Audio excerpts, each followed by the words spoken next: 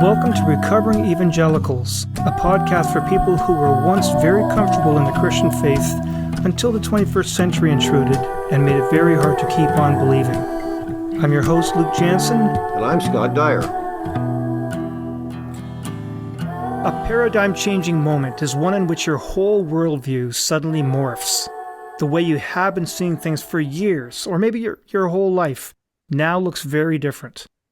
Let me give you a couple examples. The day you actually see how hot dogs are made from start to finish. Up until that point, hot dogs were so innocuous, so mundane, so harmless and uninspiring. You find them at every summer barbecue and every baseball game, and you probably never gave a second thought about having one until you find out how the sausage is made. I guarantee you, if you've ever witnessed firsthand, as I have, what goes into them from beginning to end, trust me, you'll never look at a hot dog the same way again for the rest of your life. Another example, how babies are made. That moment when a kid first learns where babies come from, they're shocked and speechless. They're incredulous. They just can't believe what they're hearing is true. Scott, do you remember when and how you first found out exactly how mommies and daddies make babies? Yeah, I do. My parents had some books, they got through, and particularly I think they had bought them for my sister because she was older than me. And I came across the book and started looking at it. It was pretty disturbing, I gotta say. Pretty disturbing. Traumatized? To a 12-year-old kid. And on the hot dog issue, it's kind of funny because I actually saw it where the hot dogs were made. When I used to be do a lot of work in tech for meat factories, and we got a tour, and it's actually the hot dog thing is like a Gatling gun from the First World War, and it fires the hot dogs out of this Gatling gun. So I always remembered that. Yeah. Okay. For sure. Well, those are both examples of what one might call paradigm-changing moments. Everything looks different once that curtain has been pulled back in one's understanding of the world. And both are great analogies for another paradigm-changing moment in the life of many believers, when they find out how the Bible they've been reading for so many years, when they come to learn how it came to be. Almost all of them will say they've never thought that it just dropped out of heaven, all leather-bound with chapter and verse divisions, and they might have some vague ideas of the many steps that had to be taken to turn a 1,000-year-old copy of a 4,000-year-old manuscript of a 10,000-year-old story and bring that into the present in fully English words in 21st century context. But when they really and fully see how it's done, how this baby is made, then suddenly they have a new appreciation for why it's not easy to know for sure what the authors were trying to say, why there's so much disagreement between scholars and between Christian denominations over the interpretation of any given passage in the Bible. Today we're going to talk about one of those steps that needs to be taken in bringing us the Bible. A step that many people might think is the most straightforward of the many steps, Bible translation. Well, it's interesting, Luke, the things that you're mentioning there. And I really had that experience when I first went to seminary. And I started to study these things and realized, how the sausage is made. One of the things that I had been really looking forward to was studying the original language, studying Greek. And I thought, boy, once I know Greek, there'll be no question of interpretation anymore because I'll have the original language. And boy, was I ever wrong about that. There's more disagreement among Greek scholars than there is among English people. So yeah, absolutely. That's a process, that I went through and had to grapple with, those issues. But I think that the church hides a lot of that stuff from believers, and so it's good for people to be aware. Yeah, hide is perhaps a bit too suspicious. I would say they just don't talk about it. Well, that's a good point. People don't want to hear. Yeah, they don't promote it. That's for sure. Right, yeah. Okay, as always, we want to talk with people who are experts on any given topic, and today we've got a scholar among scholars. Dr. Mark Elliott, welcome to our virtual studio. Thank you. Thanks for the welcome. Dr. Elliott has done his PhD in divinity at the University of Cambridge after getting one bachelor's degree in law at Oxford and then a second one in divinity at the University of Aberdeen. He has taught for many years at the Divinity School at the University of St. Andrews and several more years at the University of Glasgow. And at the annual meeting of the Society for Biblical Literature, which is a tremendous conference that draws, hundreds of Bible scholars, Mark? Thousands? Thousands, yeah. Thousands of scholars from across the world. And at this conference, Mark is the co-chair of the section that deals with the history of interpretation. And so we could hardly have done any better to get Dr. Elliott. And at the moment, he's spending some time just down the road from me at the University of Toronto at the Wycliffe College campus. Mark, what brings you here in Canada? Well, just to say that I'm actually back in Glasgow at the moment. Oh, I okay. will be going, I will be going back to Toronto next week. But I came back home for Easter and then I go back out again. It's just the nature of the job. I also have a job over here, so I have, as you know, so as other people to see as well. So makes life slightly interesting at times. I should also say that I was co-chair of the History of Biblical Interpretation section at the SBL. That was up until last year. So I've had that on, but I'm still involved with that on the fringes, but also I'm an editor of a series that really has kind of taken off and come out of that project, which is called History of Biblical Exegesis, that publishes dissertations and collected volumes in that area of the history of interpretation. Oh. Okay, you're a busy man. Yep, feels like it. Okay, so Mark, one of the first things that most people don't really appreciate is how different the languages of these ancient texts are compared to modern English. It's not just a different language like Italian, German, and English are different languages. Is it fair to say that they're completely different kinds of languages in something like the way mathematics and music and conversational English are different kinds of languages? And so I'm thinking of, cuneiform of ancient Egypt or the scratchings on ancient Babylonian clay tablets versus our English characters. Right.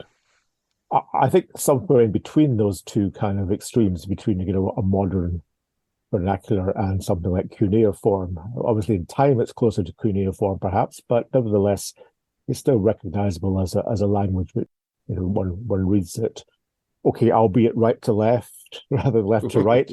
We can still recognize sentences and verbs and nouns, etc. So it's not that different.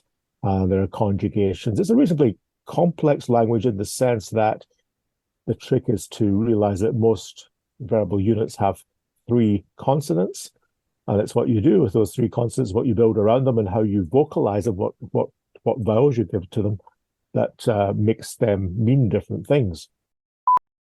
So just to help reinforce and clarify this point about reducing verbs to just 3 consonants without any vowels, in English one would take the verb jump and write it as JMP, or the verb walk and write that as WLK. But what about the verb DRV? Is that drive, as in drive a car, or derive, as in derive the answer?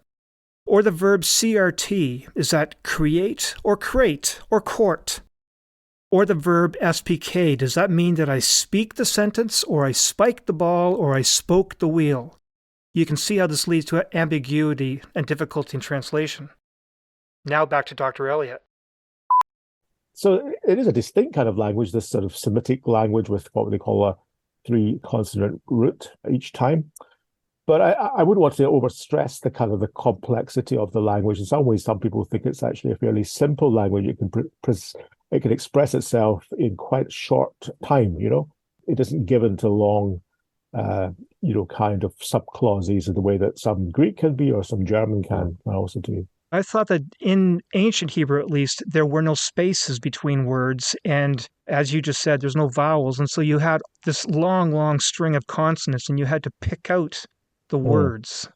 Yeah, certainly that's the case for the most ancient, well, pretty much the most ancient written copies that we have of the Hebrew Bible, that it is purely a consonantal text. So the discoveries at near the Dead Sea at Qumran just after the Second World War, going into the 50s, I suppose, they showed that, yes, there was no vocalization and you had to just sort of know it. You knew it from either from context or you knew it because somebody told you how to think and how to make sense of it. Things are easier for us because in the 10th century or thereabouts, at the end of the first millennium AD or Common Era, the Jewish Masoretes got together and decided that they would put vowel points into the text so that you knew whether it was an A, an E, an I, an O, or a U, more or less, how to then to get the meaning, sort of fix the meaning of the consonantal text if there was any doubt, as there often could be by not having consonants up to that point. So in some sense, we owe them a debt of gratitude that they did that. Other people might want to say, well, how do we know that they got it completely right? And I suppose the short answer to that is that we don't. And so some modern Bibles sometimes want to say, well, there are ancient translations, such as the Greek translation or the Syriac translation, which suggest that you could read those consonants differently.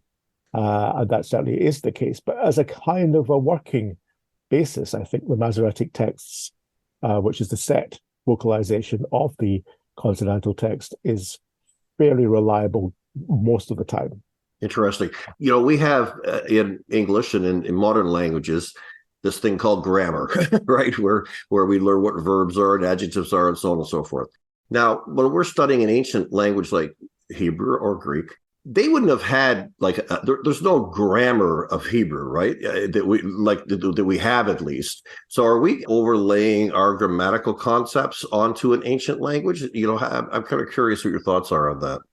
Yes, that is a good question, but I don't think we should say in some sense that by we you mean kind of Western people. Yeah. That's not the case because there were grammars going way back into at least medieval times for Jewish scholars writing in Hebrew, trying to explain what the Hebrew grammar they were writing in, how that operated, and therefore how it maybe would operate in the Bible as well. Hebrew. Okay, interesting.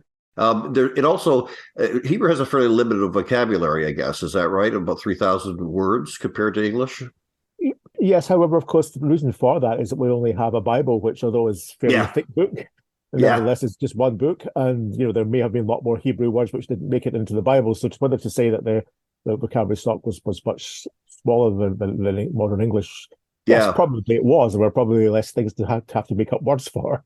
Yeah, no, that's a good point. But still, we really have the Bible. Yeah. So I get your argument about how we only know a 3,000 word vocabulary because we only get it from biblical texts. Right. But I still had the impression that Hebrew had a much more limited vocabulary than English. English, I think, has 1 million words, and we only know 3,000 Hebrew words. So a lot of words that they come across in these ancient texts, in the ancient Hebrew texts, they'll say that this word could mean this or it could mean that, and sometimes it's like several different things. Yeah, right. That words can have 2 or 3 different meanings. More that yes, that's probably right, and therefore you're having to rely on context often, right. Which would usually most of the time help you out. Yeah.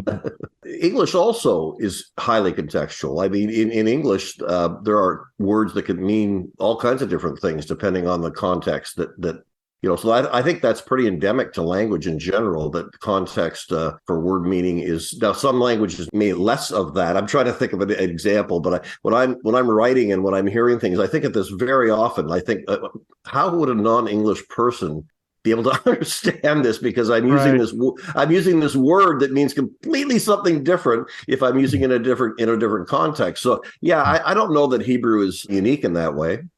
I don't know what you think on that issue, Mark, but it may be a little bit more open to that problem than others, and the context has to come to your help more than with English. But I haven't given that a lot of thought. There's a famous story, of course, when the Jewish Publication Society was trying to do an English translation. This, I think, was way back in the 70s or 80s of last century. On the very first page on Genesis 1, in the margin or in the footnote in the appendix, it says somebody written at the bottom said Hebrew here difficult. And the story is that the JPS editors got a phone call from some irate Jewish person saying, "Could you not find some people who know Hebrew?" This person was confessing the difficulty. Well, it wasn't that they didn't have the Hebrew knowledge; it was just that the Hebrew was ambiguous. It was difficult. Perhaps it was an unusual, and there was maybe some suggestion there had been some textual. They'd lost something, and kind of as the thing had been handed down. So of course there are difficulties. But on that, biblical interpretation really flourishes. It takes its opportunity to spiritualize its readings, or to try to compare with other books of the Bible and try to make sense of a difficult passage in light of the passages that are a bit more clear, or where a verb is being used somewhere. It makes absolute sense. Well, what's that verb doing there? Well, we know what it means elsewhere, and maybe that helps us to understand what it means in this particular place, although the Hebrew seems difficult to make sense of. That's actually one of the reasons why I was so interested in this point, because I've often heard people who will be talking about one passage in the Old Testament usually, and they'll say, notice the word that's used here, let's just say in the context of the Babylonian captivity, and they're using this word here, and that takes us all the way back to when Moses was crossing the Red Sea because he used the same word there. And I'm thinking, well, they only had 3,000 words to choose from. And Right. I've Yes. also heard people refer to this as hyperlinks. This passage hyperlinks to another passage from 1,000 years before. So can you make those? I've Yes. wondered about that sometimes. Yeah, I think caution is right. And I think sometimes you have to show that there is some intention, that these words are almost like technical terms that the reader is supposed to understand, that they echo somewhere or some other part of our scripture that was written earlier. But one has to proceed with caution. Yes, absolutely. And what you mustn't do is take exactly what a word means, say, in Isaiah, and then say it must mean exactly the same Yeah. thing in a sense in Yeah. Genesis. I mean, people like James Barr in the 1960s showed us that was a bad thing to do. But you don't want to go to the other extreme either and say that Right. Yes. there's absolutely no connection I between get the that. meaning of these two texts. So Right. there's another hurdle for you translators. I want to move away from that, limited vocabulary. Now, rather than a limitation of vocabulary, there's this aspect of us having thousands of texts, the sheer number of manuscripts that you have for any given book. Some of those manuscripts are just different in a minor way. A few words are different, but sometimes there's tremendous differences with passages being inserted or deleted. So a simple question for a long answer for you to give us, why aren't they all exactly the same? I think in some ways this concerns more the New Testament than the Old Testament in a way, in terms of the many different kinds of variants in the New Testament. That was what's been concerning people, certainly since the modern age, when after the Reformation, for example, the Catholic Church realized that they had to sort of have another go at the Vulgate. Well, it might be an idea of how much their Vulgate matched the Greek original. And I think it was particularly the case of the New Testament in the Greek, where as people like Erasmus had made available more manuscripts and more were coming online, then people realized that there could be variants almost every page or more than once in every page of the New Testament, particularly, and that questions of doctrine could really hang on these things. So I suppose that could really kind of phase us, and we could then say, well, there's no such thing as a meaning of a text. But I think with any kind of science, or particularly any science that looks at the study, that's engaged in the study of the past and past documents, you're having to operate by the laws of probability. And so the editions of the New Testament now are produced either by the United Bible Society or by Nestle Aland. So there's two different. That's your choice if you're a Greek New Testament student. And in both cases, they do it slightly differently. They give you what is the most likely reading.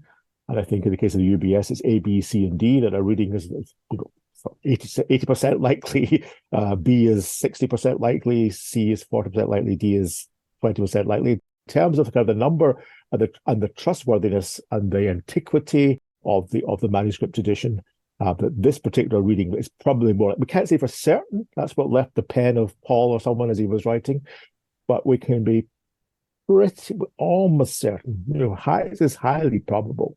And that's the science of manuscript studies or textual criticisms ever since going on for 300-400 years now.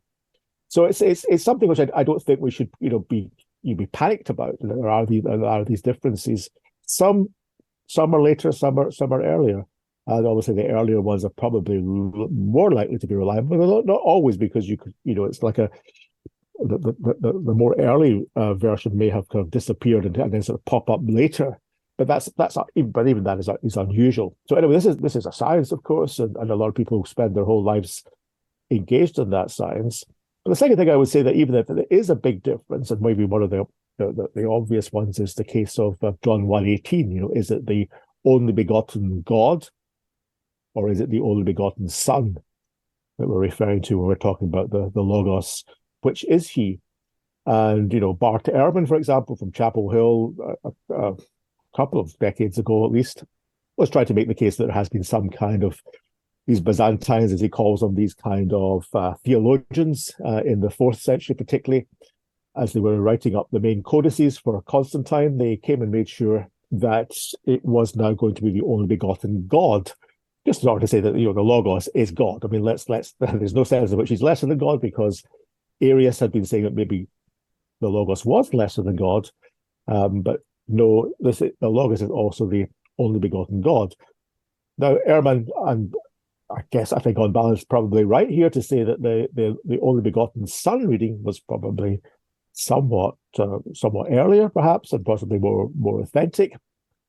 But of course, you could argue that in terms of theological agendas, you could actually say that people who were trying to argue for the only begotten son were quite possibly doing that for theological motives as well.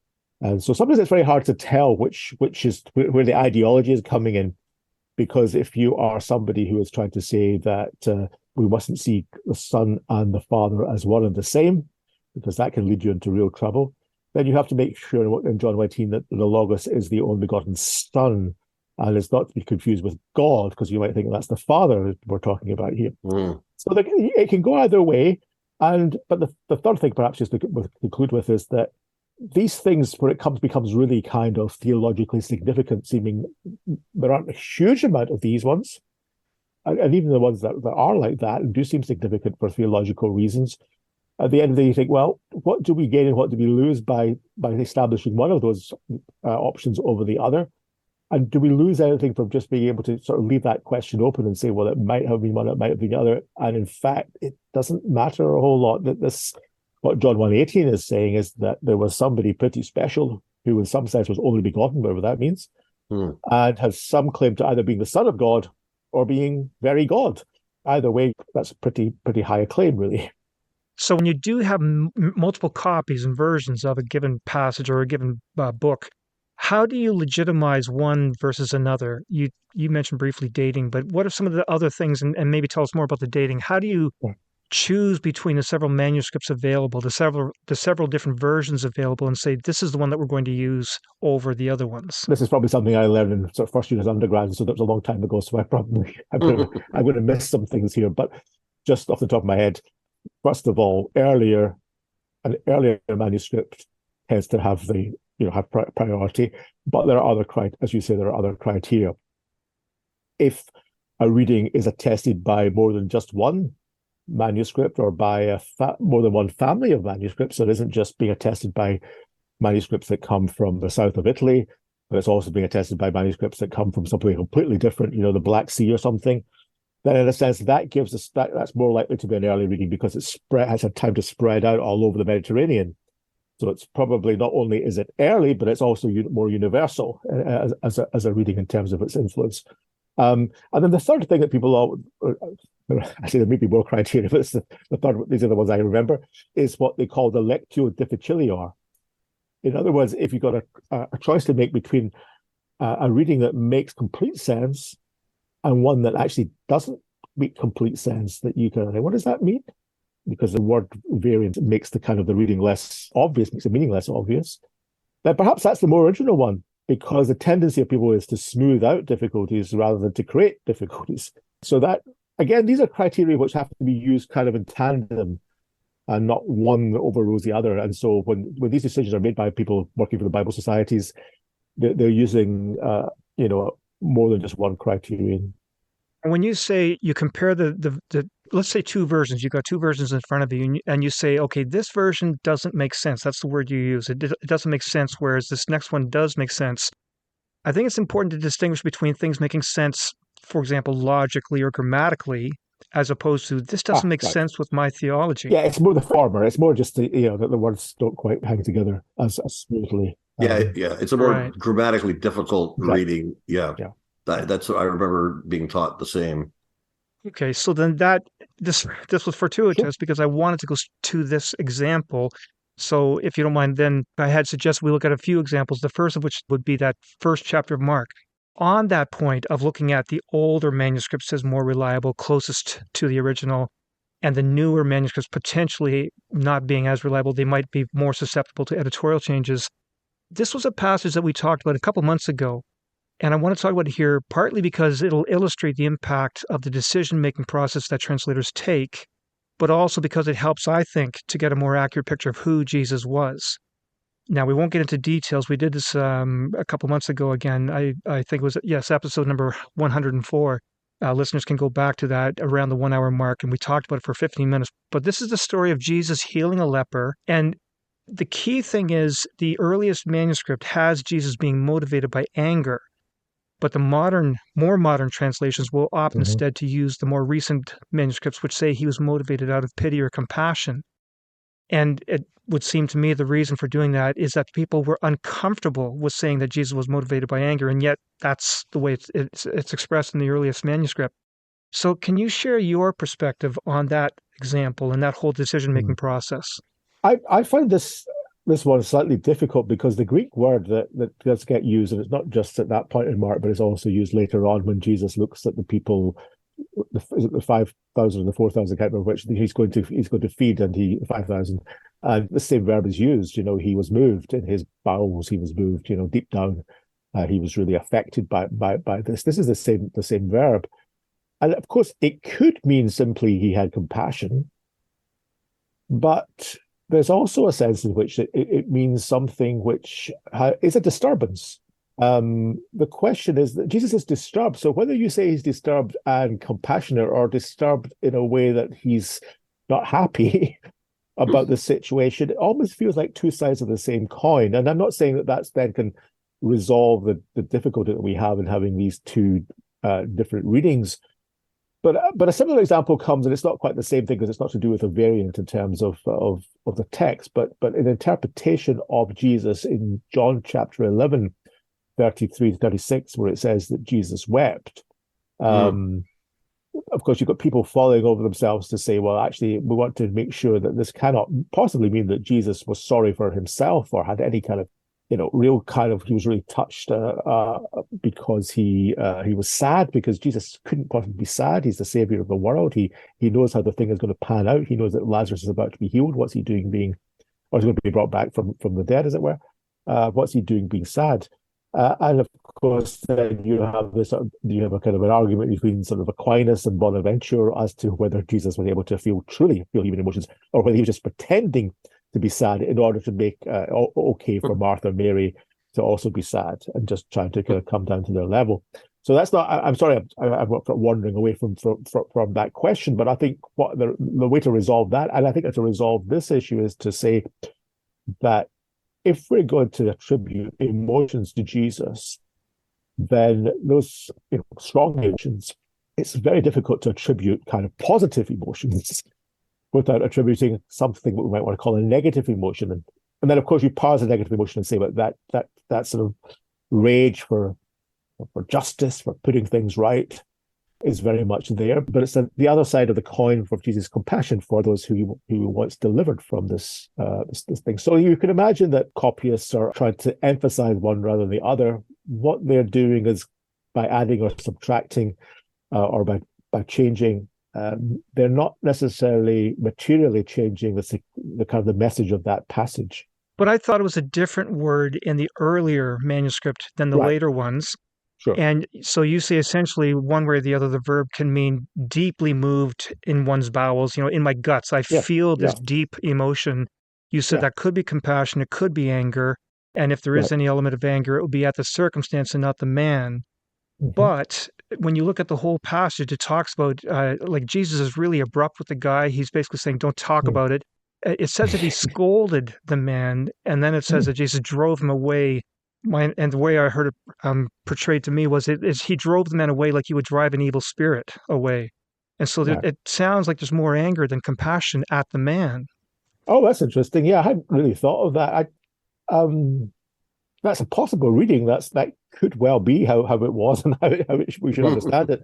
I suppose my understanding of Mark's gospel is that Jesus is in a great hurry, and he's moving on from one thing to the next. He's a little bit like a kind of a clinician in an emergency room, and he's gonna move from one thing to the next quickly, and there isn't time for niceties. And I think you don't want to lose that in Mark's gospel, definitely. Right. But I'm not so sure that one can't kind of reconcile his mission to transform things with people, which he puts a lot of energy into, right, from a sense of disquiet or maybe even anger, and possibly anger that kind of, he doesn't say, okay, it was this person who sinned that got themselves into trouble in this case or anything like that. And certainly in John's gospel, he says it isn't this man's sin that we've got to look at as responsible for this. But it's just possible that he is he's not indulgent. That's for sure. Well, it seemed, I think of the word frustration as capturing maybe in the sense that frustration can involve compassion, it can involve anger. Like those three passages that we're talking about, they're all cases where Jesus is kind of seeing the misery of sin, like Yeah. the people weeping at Lazarus' tomb, the man, the leper, and Mm. so on, where he's witnessing the devastation, the brokenness of the world. And Right. so to me, to express both compassion and frustration at that Mm. is very in keeping with because he also expresses frustration quite often with the disciples. Why aren't you getting this? Why aren't you understanding that? Yeah. So yeah, those very human emotions that I think come through. Mhm. Mhm. It's interesting, Scott, that you used the word frustration, and Mark, you talked about how Jesus was in a hurry. He was under a time Mm. crunch, as it Mm. were. Mm. And the way Mhm. I heard that particular passage explained was exactly that Jesus was on a Mhm. mission. He was there. A couple of verses before that, he's telling his disciples, hey, guys, let's go to these cities and tell them how I am the Messiah. And now he got interrupted by this leper who now made him unclean. And now he'd have to go through the cleansing rituals and put his mission on hold for some time. And so he was cheesed off. He was frustrated that this man had interrupted his ministry. That's how I'd heard this explained. Yeah, I don't think it's interrupting. It's part of his ministry, but there are other parts. Okay, so there's a couple other examples, Mark, that I had suggested we take a look at. Go ahead. Yeah. So here's the second one then. This is another example where I think a decision was made by the translators because of a challenge to their theology. This comes from a different part, a very old part of the Bible, the Old Testament, Genesis 20, verse 13. This is the story of Abraham talking to a Philistine king named Abimelech. The important point I want to get to here is the reference that Abraham makes to God in this particular passage. He uses the word Elohim, the word for gods and spiritual beings. When that word is accompanied by a plural verb, then they translate it as plural gods, pagan gods. But whenever the verb is singular, they always translate it as God or Yahweh. Except in this one case, here's an example where Abraham is talking and he uses the Elohim with a verb that's in the plural tense, and yet the translators don't translate it as the pagan gods who led me through the desert to find the promised land. They translate it as God, Yahweh, having led him. And I'm just curious, was this Abraham misspeaking, or is this the editors changing it because they didn't like Mhm. the theology of Abraham being a polytheist? Yeah, that's one of these ones where patriarchal religion, such as Abraham had, is very kind of murky. By contrast to what then appears with Moses, where things become a lot clearer about who God is and that God is one, and there's no other kind of rival to God. In Abraham's time, he's still kind of flip-flopping a bit between other gods, household gods, gods of the local deities, gods of Egypt, and the Lord God, who he himself doesn't kind of call on, but he does respond to, and he speaks with, and he's without necessarily being totally aware just who this God is. And certainly in this passage here, Genesis 20, it is definitely a plural, of course, as you say.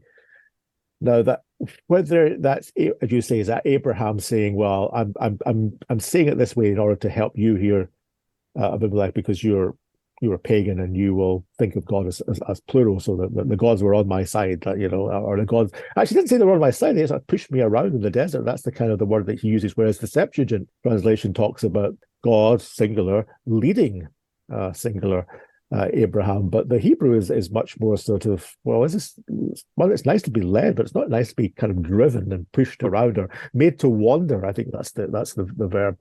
So it may be that Abraham is saying two things. He's saying he's trying to speak in the language that his host will understand, but he's also perhaps suggesting that he's not really quite sure just who is behind his recent wanderings.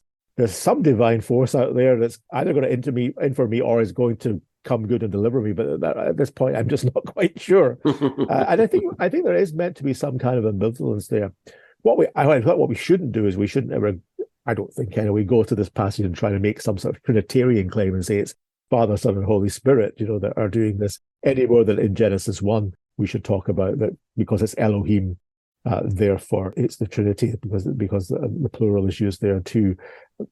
I think what there is that obviously Elohim can be used in such a way to take a plural form of the verb, and quite often, therefore, later on, shall we say, for example, in Exodus, the Elohim is always then appended Yahweh or Adonai in order to make sure that we know this God we're talking about is the one Lord. So it qualifies God and kind of turns that into the singular by having the Lord's name next door to the word God, the Lord God, as said to Moses, or appears to Moses. So that's, but just left on its own, Elohim can take the plural like that, yes. Right. And I guess part of Abraham's confusion, I mean, we can't blame him, because I've forgotten the several different manifestations he experienced of God. But I remember one was a flaming pot going through the animals that were cut in half. Another time, God was one of those three strangers that came to him when he was going to destroy Sodom and Gomorrah. There's several different manifestations of God, and I'm sure Abraham is going, what's going on here? Who is God here? Yeah. And it seems that there's something that happens when Abraham trusts God in the point where he's ready to sacrifice Isaac. But even then, you can't really say that Abraham understands who God is at that point. Right. If he did, then that would make things worse in some ways. He just has to kind of go on kind of blind obedience. By that point, he trusts whoever this God is. He trusts him enough to do that. That seems to be at least part of the point of the story. Is there some thought these days that early Israelite religion may have not been, when we think of monotheism as modern Western people, we think of, obviously one God, nothing else is God. There are no other gods, and so on. But could it be that in ancient Israelite thinking, they're in a culture, where there's all these different gods, and could it have started with not so much that there's only one God, but that there's one supreme God. There's a God of gods. In other words, that this God is the ultimate God. There are other gods, but they're lesser gods. This is the ultimate God. Does Elohim embody that to some extent, do you think, or is it, what do you think of that? Yeah. I mean, you get it in the Psalms, and Jesus quotes the Psalms, says, that ye are gods, and that maybe even that can refer. There are some creatures, or there are some other members other than God himself that can be sort of understood as sort of as godly or godlike, and there's a question of angels or being a kind of a court that the one God kind of rules over. So there are not many references to that in the Old Testament, but they do appear. Some people say, well, they're like kind of relics leftovers of kind of a more primitive belief, and that could well be the case. And if so, sometimes it's quite refreshing that when the Bible editors come along, they don't say, well, let's make sure we edit absolutely everything around, unless they just did a bad job and didn't manage to kind of Tipex out everything, which might have been a giveaway of some sort of pagan past. But I suppose what the Bible is saying when you get into the prophets and stuff, they're kind of saying, well, there may be these other gods, but actually what the nations need to realize is that there's only really one God that matters, and who is kind of real, who can actually has something to offer. Right. And that coming to the recognition of that one God who's there all the time, will be kind of the gift of Israel to the nations to communicate the oneness of that of supreme God, which means that all other kind of agencies just kind of fade away. At the best, they become secondary causes, but they can't never be a primary cause. I guess one other where we see that idea that Scott was referring to, which, by the way, I think that's referred to as monolatry as opposed to monotheism. Okay. But this idea, the divine council. Yes. You find a Job, for example, it begins with God holding court and some character trying to negotiate with God. But then also in Genesis, when God basically says he's got his, I don't know who's gathered around him, but he says, hey guys, we got to go check out what's going on down in Babylon. And so that divine council some people have said that that's also this idea that the Hebrews had of there being many gods, but there was a supreme God holding court, as it were. Well, of course, Genesis opens with "Let us make man in our image," right? So right. So who's he talking to? Let us make. So I think that divine council idea is helpful. What do you think? Yeah, I'm happy to see that that's what's going on there. I mean, some people said, well, when God speaks in Genesis 1, is he speaking to the angels? But then, do they also, because they may have some sort of share of the image which God had already given them in order to pass that on to human beings. So that's a possible way. But even if you have that, you still the angels are still some sense divine or semi-divine as gods who would live in a court or would kind of operate in that kind of setting. So there are these kind of what you would call mythological remnants there in the Bible. You can see them here and there. They haven't been totally done away with. I suppose the sense is, however, that as one sort of moves on, the Bible comes to emphasize more the kind of the character and the will and the intention of God. I don't think there's an awful lot about God as a democracy in the Old Testament. And even when you get into the New Testament, I'm not sure you can really. Well, you could probably make more of a case for some sort of Trinity as being democratic, but I wouldn't want to push that too far. Okay, Mark, I've got one more test case I warned you about.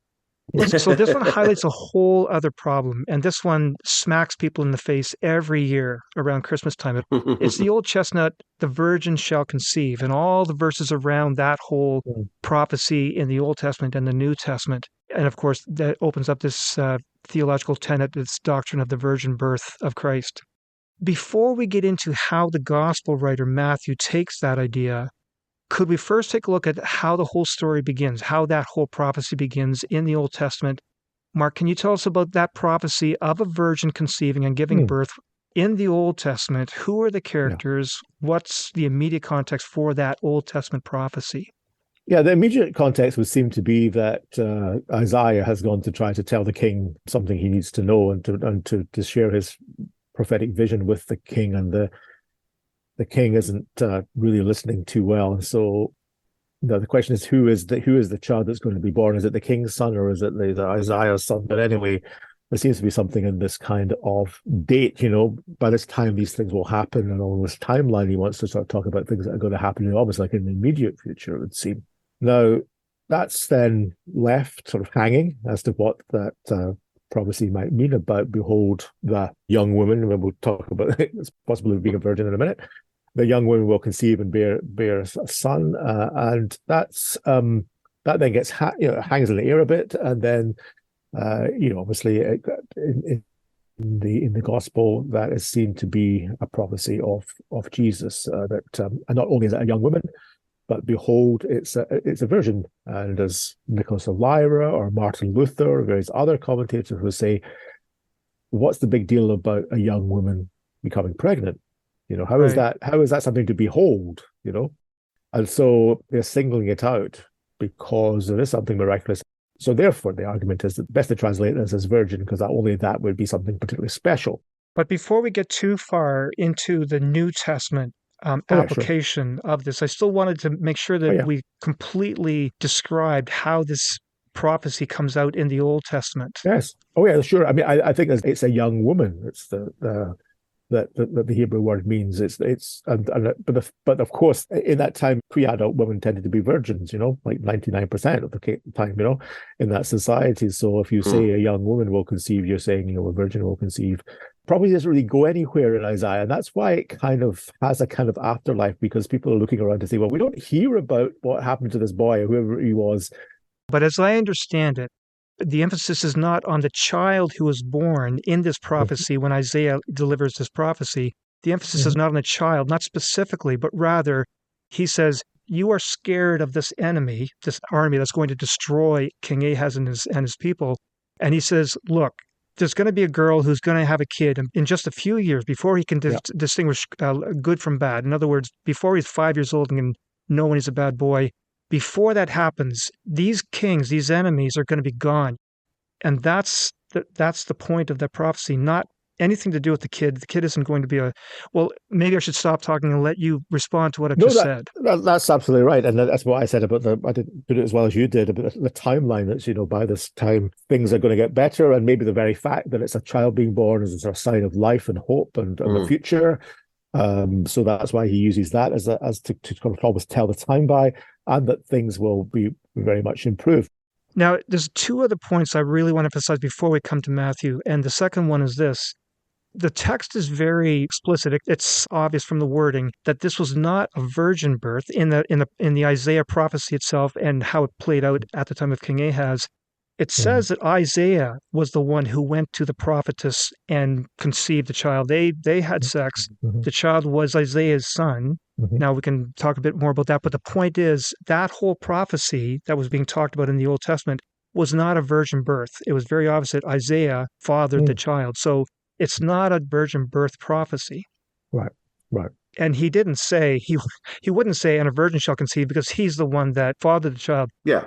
And so one last point I want to make then, Mark, I don't know any of this. Maybe you can tell us, was that prophecy at the time or during the 400 years after that leading up to the New Testament era, or even over the past 2,000 years, Jews, people who practice Judaism, have they ever seen that prophecy in Isaiah as a messianic prophecy? Yeah, I think with obviously sometimes with Jewish interpretation, they tend to play down a messianic interpretation, particularly in the Middle Ages when they came into contact with Christians. And it could be before that they were happier to talk about this being a messianic prophecy, but that seems to play into the hands of Christians. But I think even if you just look at the text of Isaiah 7, I mean, I think there's, and scholars will tend to talk about how maybe there are some additions. Sometimes you can see by the style of the writing that there has been a sort of a kind of an updating. So, for example, in Isaiah 7:21, there's a kind of sense of some kind of future place where some people will have it good and some people won't have it so good. Mm-hmm. There's going to be sort of judgment.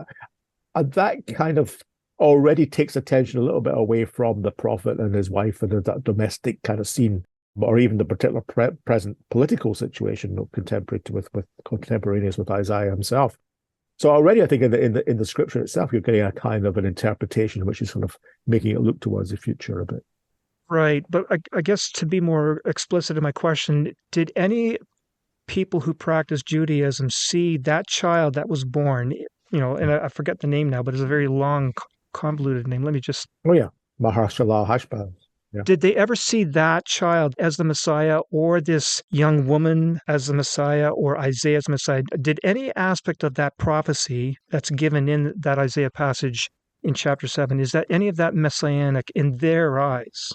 My honest answer is that I don't know, because I haven't looked at Jewish commentaries on Isaiah. I know somebody who would know, who's actually giving a course, I think, about right now on Jewish interpretation of Isaiah.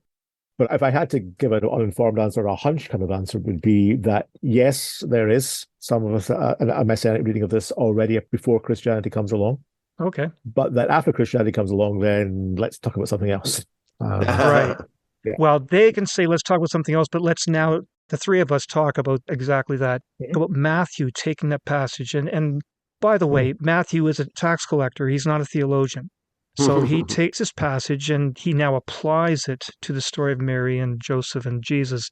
I understand that Matthew would have been using a Greek version of the Bible, the Septuagint. So maybe if you could now unpack that whole aspect of Greek translation of the Hebrew text and how Matthew uses it. Yes, I mean, of course, I think Matthew is probably a theologian, even if it took him a few years to get to that point. By the time he's writing, it's well after the time of Jesus, and it quite possibly is the case that Matthew isn't the same person as the Levi and tax collector. There's some debate about that. It's just be hard to be totally sure. But whatever his beginnings, I suppose, by the time the same goes for John in writing his gospel, if it is the same person as was the beloved disciple of Jesus, he's come a long way, and or Paul for that. Paul did have a bit of a training, but Peter, for example, would be another one who had that. So as theologians, perhaps theologians have kind of taught themselves or been taught along the way by others too, not least Jesus, and also by other apostles. It is interesting, of course, that this is key for Matthew's gospel, but not for the other ones. But Luke's gospel does have something of a similar feel to it, that this is a rather kind of miraculous story. The Holy Spirit is involved. Mark is not very interested in the narrative story, the infancy narrative, and John's gospel is doing something completely different in terms of Jesus' heavenly origin rather than anything to do with his human origins. So I think so Matthew has this text. Parthenon is in the text for Isaiah 7:14, and we assume it's already there in the Septuagint. Now, it may not have been, but there's a good chance that the Septuagint prefigures the New Testament text, in the sense that, Matthew would have had a Bible that would have had that word. And it's not, we can't be totally sure about that, but almost assume that's the case. And so therefore it's not difficult for him to sort of say, well, this is a prophecy which not only is talking about a messianic figure here, but is actually talking about his mother being was coming about through kind of very supernatural means. Yes. So I'm curious, why do you think the Septuagint translators translated this as a virgin? Like, in other words, they must have had some reason they must have read the Hebrew text as referring to that, I would think, right? Yeah, it's not a huge step to go from young woman to virgin semantically. Right. It is a huge step for biology, of course. Yeah. And that's where it becomes. But I suppose the idea is if this birth is special, in what ways is it special? And of course, there is an audience out there. And I'm not saying that Matthew just wrote just in order to kind of to impress his audience, but as I said, they want to emphasize just as would happen in Roman histories of great people or Greek stories of Hercules or whoever, there has to be something quite special about their beginnings, and the Parthenon thing plays into that quite well, I think. Now, I'm curious, and again, Mark, I'm hoping you'll know because of your experience with translating and the history of interpretation.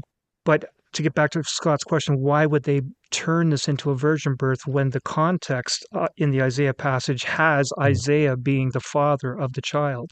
It's not a virgin birth.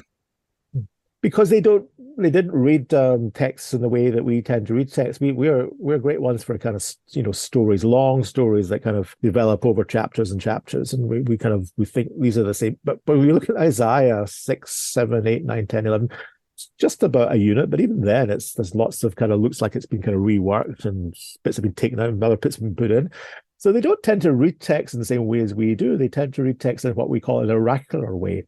In other words, you read the text, what punches you sort of between the eyes and sort of says, here, this is really coming out at me from the text. What's the kind of the highlight of the text, rather than kind of seeing a verse in the text as just sort of part of a story, only making sense in the context of that story.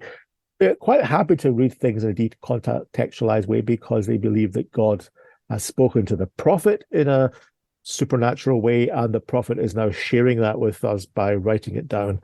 And it maintains its supernatural, oracular kind of flavor. We best pick it up on that. And so they have a different way of reading, I think, from the way that we tend to read. Now, what do we do about the fact that the Apostle Paul never once referred to a virgin birth in any way? Right. He does trace the lineage of Jesus through David, but that's true of both Mary and Joseph. Right. And Paul does say that Jesus was born of a woman, but that's true of everyone who's ever been born. So isn't Paul just emphasizing Christ's full humanity when he says he was born of a woman? If Paul wanted to emphasize Christ's divinity, wouldn't he have said that Christ was born of a virgin rather than born of a woman? Yeah, I suppose Paul has other ways of trying to say that Jesus was divine, and you see that in not regularly. Oh, absolutely. But obviously, yeah, absolutely. I don't take away from Paul portraying a cosmic divine Christ. Absolutely. Right. Sure, My point is, he didn't see Jesus as being born out of a virgin. He just didn't seem to have that in his head. No, it doesn't seem important to him, does it? I mean, there's a lot of other things that are important to, but that'd be one. You're right, that'd be one of them. Paul's interest is the death of Christ, the Messiah, and his resurrection, and then what happens after that, and the age to come, and all that kind of thing. You say the origins of Jesus, he mentions very quickly, passes over them quickly. Jesus destined, to be the Son of God, right at the beginning of Romans, but not a great interest in the earthly person or the origins of Jesus as an individual. No.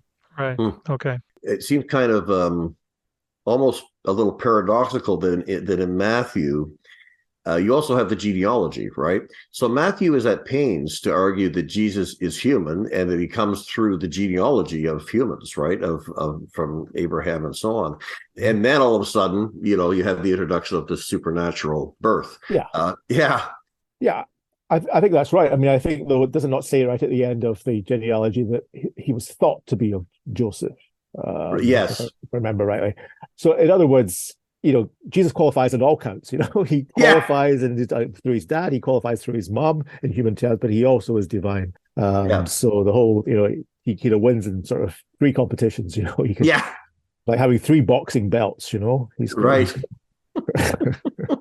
Okay, there's still a couple more points I'd like to explore with you, Mark. The first of which is, let's talk about where the rubber meets the road. Everyone knows there's multiple versions of the Bible today, multiple translations of the same text. Some people are King James only people, and they might say things like, well, if the King James is good enough for Apostle Paul, it's good enough for me. They don't get the irony of that statement. Some people prefer the NIV, the Standard Revised Version, the New Standard Revised Version, the Message. There's so many versions out there. Yeah. And I think some might be better than others. We'd like to get your perspective on what are some good translations and some that maybe we shouldn't place too highly. Well, I think there are probably many fine translations. Not that I use a lot of them. I probably use the RSV or NRSV as a sort of default, particularly if I'm in a hurry and I just need to kind of find something like I just did there to try and find something. I would just look at it quickly. The NRSV, that would be my default.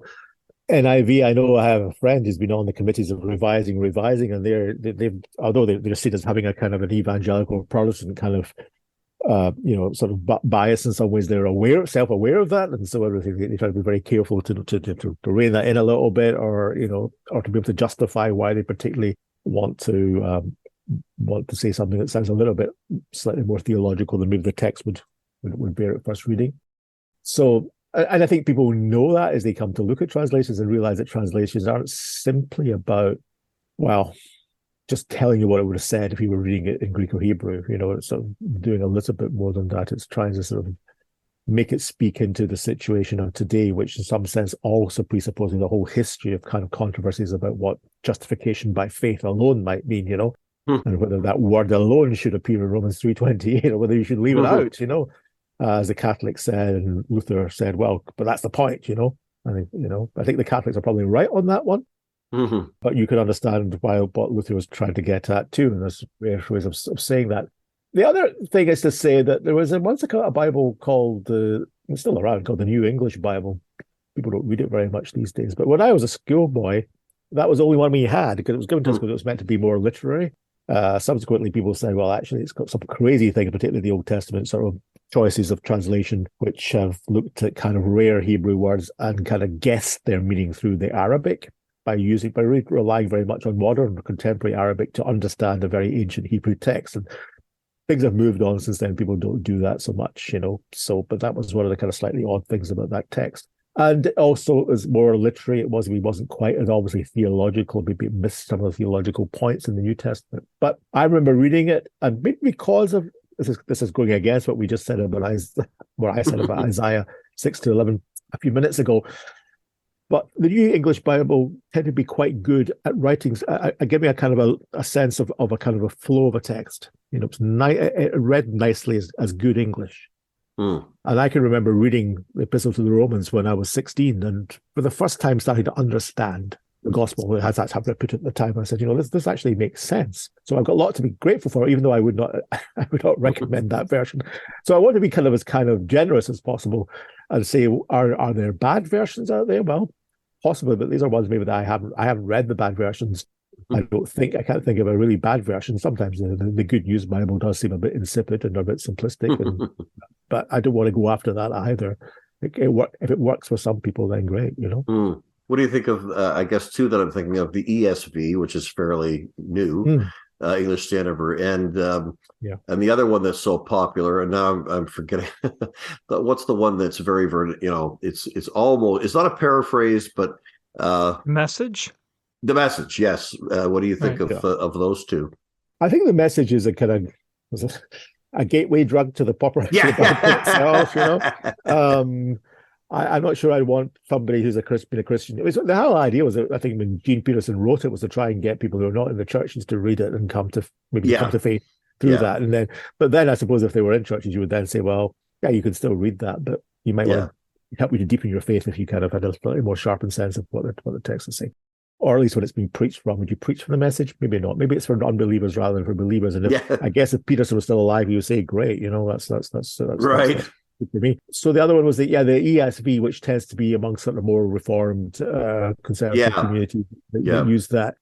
I've heard that used, and occasionally I've sort of chafed a little bit at some of its kind of emphases. But, again, it's what Paul says, in Philippians about Christ is preached. Right. Some for various motives, so there may be certain agendas and kind of things, but by and large, I think maybe because I can say not that I'm the world's greatest Greek or Hebrew scholar, far from it, but at least I can always say, well, it's just a translation, right? And I suppose my understanding of inspiration and biblical inspiration is such that it's what you do with these words. It's kind of how you preach it. Right. That's just as important. Well, is it as important as text? Well, there wouldn't be a sermon without the text being there in the first place. In some sense, the text has priority. Right. But it's a text that's meant to be communicated. Yes. And so the translation then can, of course, be an issue, but it shouldn't be in preaching. Our sermons should not be revolving around the meaning of one word or two.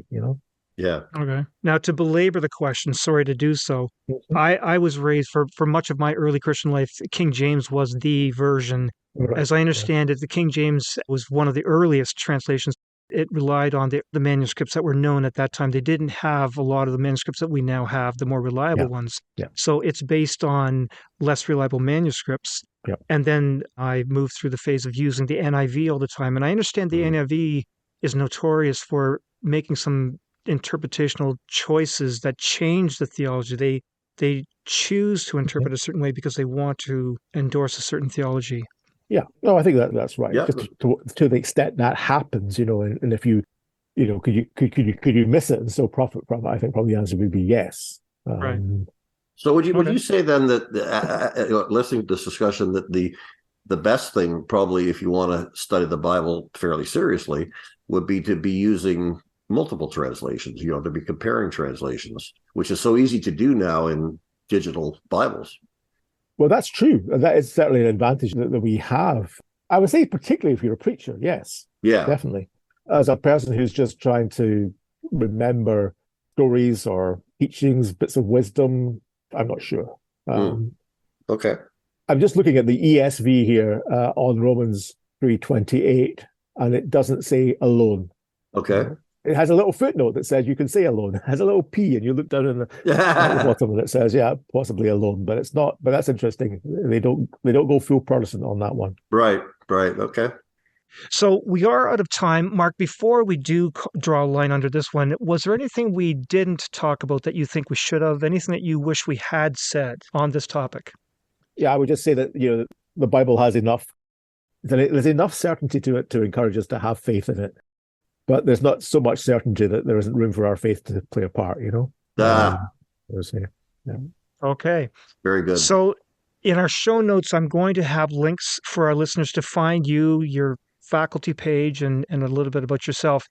We've greatly benefited from having you here. You're, as I said, the scholar amongst scholars on this topic, and it was great to just chew on some of these ideas with you. So thank you for coming. Yeah. Well, thank you both. Thanks very much. You've given me a lot to think about myself, so thanks a lot. Thank you very much, Mark. Thanks again, Mark. Thank you. Have a good evening. All the best. You've been listening to Recovering Evangelicals with your hosts, Luke Jansen and Scott Dyer. Send your comments and suggestions for new episodes to lukejjansen@gmail.com. Join our private discussion group on Facebook by searching for the Recovering Evangelicals podcast group.